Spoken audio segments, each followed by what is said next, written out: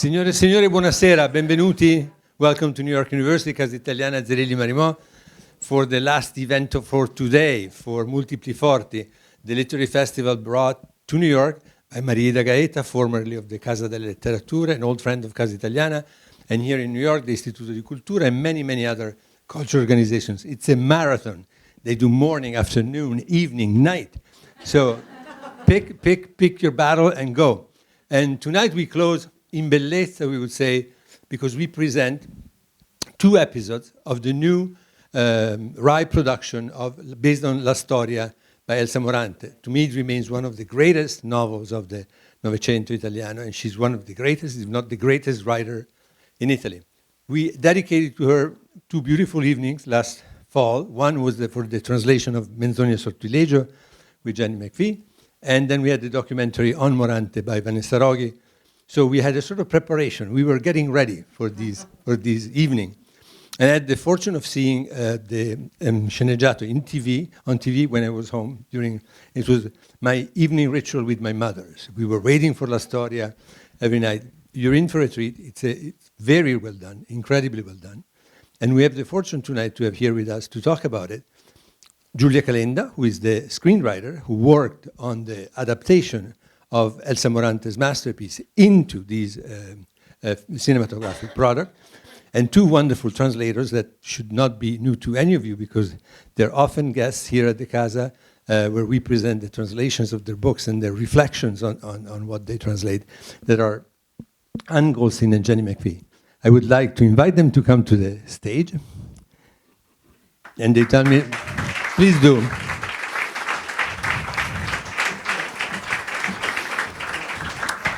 Jenny, you have all the biographies of all of them very clear in the website of the Casa, and we are not going to steal time repeating what you know.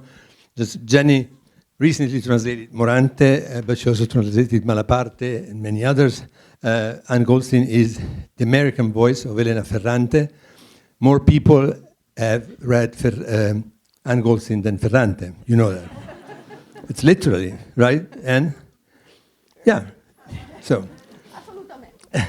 But she's also the curator and main translator of the complete works of Primo Levi, among many, many other works. So we have a great panel here to present these new cinematographic enterprise. In my own personal opinion, it's a great, great adaptation that Giulia and her colleagues worked on.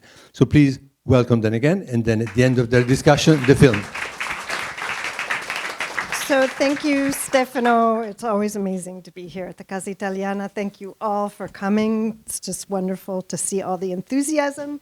Thank you, Maria Gaeta. This is just fabulous. The Multipli Forti and celebrating Italian literature means so much to us and all of you, too. So I'm just going to start, and we're going to do this very quickly because I know we all want to see the film, the puntate. So I'm just going to situate a little bit Morante in the literary landscape today.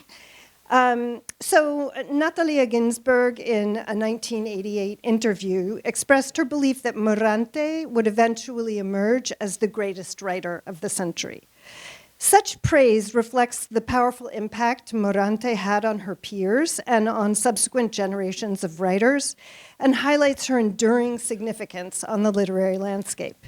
So Elena Ferrante, one of the most widely read of our contemporary authors, has spoken about the profound effect Morante's work had on her own literary journey. Ferrante read Morante, and that rhyme is not coincidental, in my opinion. Her first novel, Menzogna e Sortilegio, Lies and Sorcery, when she was 16, remarking that the novel greatly increased her own literary ambitions because Morante provided a model for how a female-centered story could be considered great literature. The recent and rather extraordinary success of books by Natalia Ginsburg, Alba de Cespedes, and Elsa Morante in the US is due in no small part to Ferrante's consistent championing of her literary predecessors. Elsa Morante's literary legacy stands as a testament to her acute insight into the human condition, with a sharp focus on how the female condition is or isn't incorporated into our concept of what it means to be human. Her work in translations old and new continues to resonate with readers around the globe. From her early works to her later masterpieces, including La Storia, or History, Morante demonstrated a remarkable ability to delineate the intricacies of power dynamics, to question all manner of social structures, and to challenge established literary forms. She also, in her novels and stories, created unforgettable characters and proved herself to be a master storyteller. As translations of Morante's novels garner newfound attention, her literary significance continues to grow. Anne Goldstein's translations of Elena Ferrante's works have brought international recognition to Italian literature, and her translations of Morante's novels, including Arturo's Island and History, she's working on that now, have further solidified Morante's place in the global literary canon. So indeed, as Ginsberg foresaw, Morante is, if not the greatest writer of the 20th century, certainly she's one of them. So now, before we see the much anticipated cinematic translation of La Storia, we have the great privilege of hearing Anne Goldstein read just a short passage from her new translation of La Storia. Thank you, Jenny, and thank you, everyone, for being here, and Maria Ida and Stefano. So I'm just going to read, and I'll just give two sentences of context. It's October 18th, 1943, in German-occupied Rome, 2 days after the Jews in the ghetto were rounded up to be deported. Ida, the novel's main character, has been evacuated with her little son, Giuseppe, to the city's periphery, and they've come into the city to look for shoes for Giuseppe. Now they're heading back. At Piazzale delle Crociate, Ida and Giuseppe were overtaken by a middle-aged woman running madly in the same direction as they were. Ida recognized her. She was a Jew from the ghetto, wife of a Settimio di Segni, who had a small second-hand shop behind Sant'Angelo in Pescheria. On several occasions in recent years, Ida had gone there offering to sell him some small household object or personal item, and sometimes the wife was there, managing the place in his stead. On occasion, in the tiny space, she had met one or another of their numerous children and grandchildren, who all lived together with them in a couple of rooms above the shop. Signora di Segni, Ida, hurrying after her, called in an almost exultant tone of surprise. And since the woman didn't seem to hear, she immediately picked up Giuseppe and ran after her, eager to catch up. Though she had no precise intention, she was afraid of losing her, clutching at that strange encounter like a terrestrial, am I doing something wrong here? Like a terrestrial lost in the deserts of the moon, who has run into a close relative. But Signora di Segni didn't turn or listen, and when Ida was beside her, she gave her barely a glance with the menacing, hostile eye of a lunatic who rejects any relation with normal people. Signora, don't you recognize me? Ida pressed, but the woman was paying no attention to her. In fact, she seemed not to see or hear her, although at the same time she had quickened her pace, suspiciously dodging her. She was sweating. She was rather obese, and her short yellow-gray hair was pasted to her forehead. Her left hand, wearing the patriotic steel wedding ring, was curled in a fist around a small, shabby wallet. She had nothing else with her. Ida ran beside her, joggling the child in a breathless panic. Signora, she said suddenly, getting as close to her as possible, as if to an intimate confidant, and speaking in a very low voice, I'm Jewish too. Oops. But Signora di Segni didn't seem to understand her, nor did she listen. At that point, shaken by a sudden apprehension, she took off, rushing like an animal across the open space toward the train station opposite. After the bombing, the station had been quickly restored to traffic, but its low rectangular facade of a yellowish color was now burned and blackened by the smoke from the explosions. Since it was a secondary station on the city's outskirts, it was never very crowded, especially on a Monday. But today there seemed to be even less activity than usual. In that time of war, and in particular after the German occupation, troops were often loaded or unloaded here. But today no soldiers were visible, and only a few civilians were idly hanging about. On this late Monday morning, the building had an abandoned and temporary air. But Giuseppe regarded it as a monument, just the same. Maybe, too, with a vague recollection of the days when he'd come here with Ninuzzu to be entertained by the spectacle of the trains. And he was silent, observing with curious eyes, forgetful for a moment of his own extreme impatience. He was in a great hurry, in fact, to return to Pietralata rather than be jostled here in his mother's arms. He couldn't wait to bring Uli and everyone else the news of the day, his new boots. Ida, meanwhile, had almost forgotten she was carrying him, exclusively focused on not losing sight of the isolated figure of Signora di Segni, who drew her forward like a mirage. She saw her head toward the passenger's entrance and then turned back in the grand, furious solitude of an untouchable who expects no help from anyone. No longer running, Signora di Segni stumbled on, hurrying in her summer shoes with their enormous orthopedic soles. She now skirted the station facade on the outside and turned to the left in the direction of the rail yard toward the service gate for freight. Ida crossed the open space and went in the same direction. The gate was open. There was no guard outside, nor did anyone call to her from the police booth right inside the gate.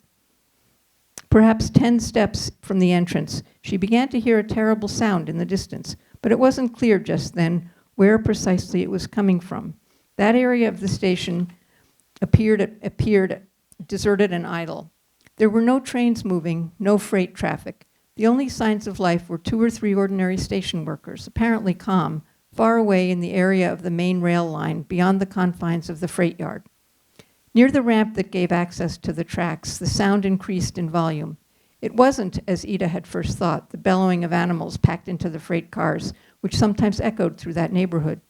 It was the clamor of a human crowd, coming, it seemed, from the end of the ramp, and Ida followed that signal, although no gathering was visible among the switching tracks that crisscrossed the rail yard around her.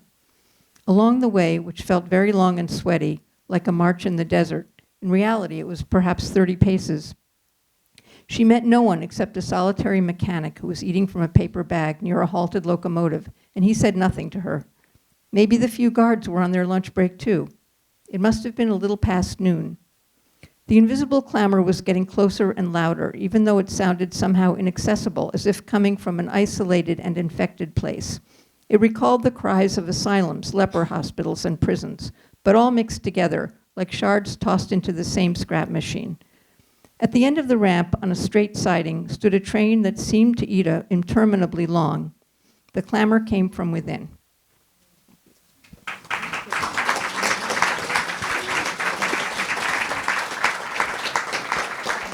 Another form of translation. Yes, yes. Thank you for being here, everybody. So many, wonderful.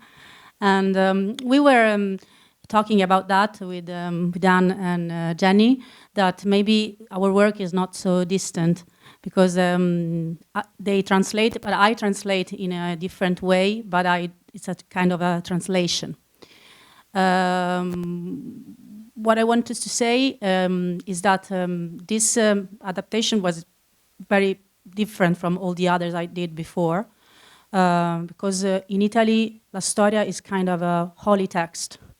I was, a couple of weeks ago, I was working and my middle son came and said, "Mama, come." And he was studying on his Italian literature text. He was studying La Storia. So this is, so it's really a big task. It was for me, as I think it was for you, in a way, in a different way.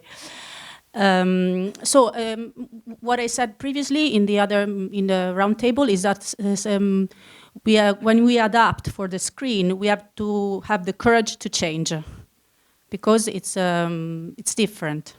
Literature and movies and TV series are different. In this case, no, we didn't change anything, but it's an exception. We had the book there all the time. We don't want to miss anything. We want to, and also the work on the dialogues was to cut them, but not to change them. also because the dialect of that Ida and Giuseppe and all the characters that are around them was very peculiar, because it's a kind of an old Roman that is not speak anymore in Italy and in Rome, of course. So we couldn't reinvent this. We have to keep it.